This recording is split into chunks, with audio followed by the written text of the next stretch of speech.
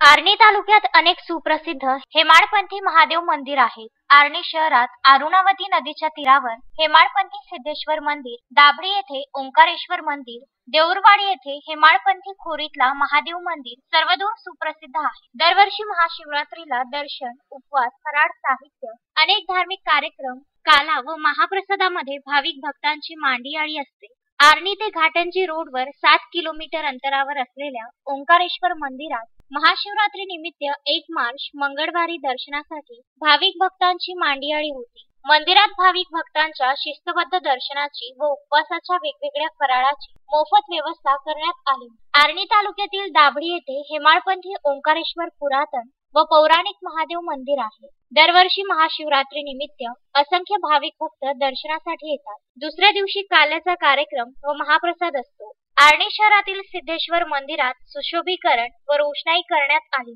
विशेष म्हणजे हजारो दिवे प्रकाशमान करून रस्त्याच्या दुतर्फा व मंदिरात लावून सजविल्याने जणू दिवाळी साजरी होत असल्याचा आनंद भाविक भक्तांनी घेतला। महाशिवरात्री निमित्त उपवास फराळाचे पदार्थ मोफत वाटप सुरू होते। खोरीतला महादेव मंदिर टेकड्याखाली खोरीत आहे। येथे दरवर्षी हजारो भाविक भक्त दर्शनासाठी येत असल्याने यात्रेचे स्वरूप प्राप्त होते।